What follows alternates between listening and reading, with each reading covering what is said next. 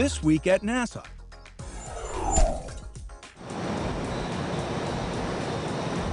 Space Shuttle Endeavour made its final move from the orbiter's processing hangar to the vehicle assembly building at the Kennedy Space Center. This activity, called a rollover, was followed by Endeavour's mating to its external tank and twin solid rocket boosters, already on the mobile launcher platform. During the 14-day STS-134 mission, Endeavour's crew, commanded by Mark Kelly, will deliver to the International Space Station the Alpha Magnetic Spectrometer, as well as communications antennas, a high-pressure gas tank, and spare parts.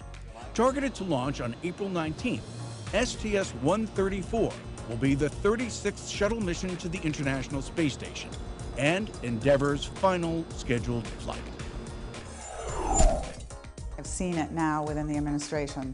Still, we've got work to do to really connect our whole budget.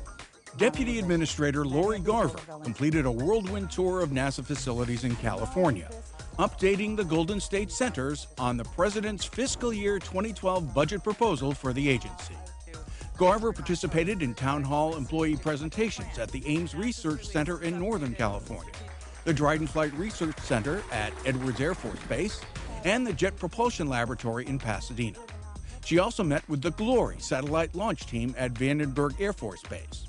During her two-day trip, the Deputy Administrator explained how NASA's 2012 budget requests aligns with the directives Congress laid out for the agency in the 2010 NASA Authorization Act. Garver also said NASA will continue to support the International Space Station, stabilize the aeronautics budget, emphasize space technologies, and develop new exploration systems. And now, centerpieces. If you gradually apply enough pressure to a soda can, it will eventually ripple and collapse. That's similar to what a team of NASA engineers at the Marshall Space Flight Center will do to an immense cylinder simulating a rocket fuel tank. They hope to generate new shell buckling data from which lightweight, safe, and sturdy skins for future launch vehicles can be designed. Why it is critical is if we are building structures too heavy, like we have in the past, we're not going to be able to get the payload into space like we want to. The 27.5-foot wide, 20-foot tall aluminum lithium cylinder will be sandwiched between two massive loading rings. Sophisticated cameras and sensors will record how and where the test article buckles as it's subjected to almost 1 million pounds of force. During this shell buckling testing, we also integrated a new method of seeing strains and seeing displacements using video image correlation, also known as VIC. VIC utilizes black dots on a white background on our test article, and using high resolution cameras we'll be able to see the test article in 3 dimensions and be able to actually show real time during the load application, during test, such things as displacements and full field also. Researchers believe data from this first full-scale shell buckling knockdown factor test will help update essential design calculations made during the Apollo era, well before the advent of modern composite materials, manufacturing processes, and advanced computer modeling. In turn, that should lead to the design and production of lightweight, safe, and cost-effective structures like the main fuel tank of a future heavy-lift launch vehicle. Targeted for late this month, the test is being led by the NASA Engineering and Safety Center with the support of Langley researchers and Marshall engineers. NASA's Kepler team celebrated the midpoint of their 3.5-year mission to search for Earth-sized planets around other stars in the galaxy. The occasion brought together many of the dignitaries whose efforts helped to make the mission successful. The event followed major recent announcements from the Kepler science team, including the first confirmed extrasolar rocky planet, as well as the flattest, most compact multi-planet solar system found to date. The celebration also coincided with the Kepler Science Operations team receiving their award for NASA Software of the Year. The success of the mission so far inspired team members to reflect on the importance of Kepler in the context of human history.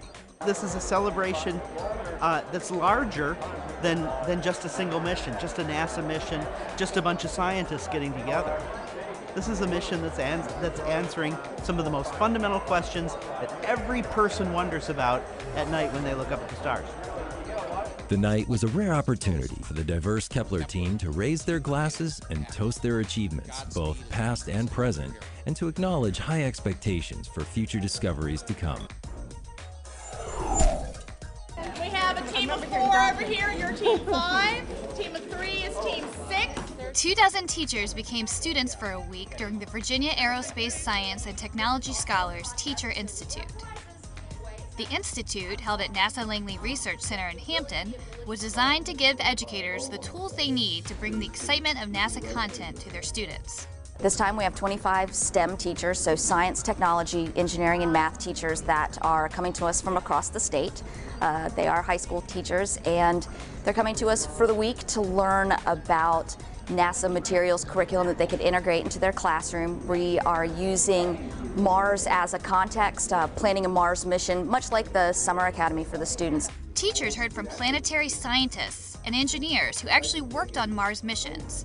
They also had the opportunity to work with NASA multimedia materials and create their own podcasts. For technology teacher Octavia Williams, this opportunity was too good to pass up. It's very important, and it was so important that, I had to miss like 3 days of class. During a penny hauler game, teachers were challenged to build a propulsion system that would haul the most amount of pennies the farthest. They were given pretend money to buy materials and only a certain amount of time to build their system. The team that carried the most pennies the farthest for the least amount of money won.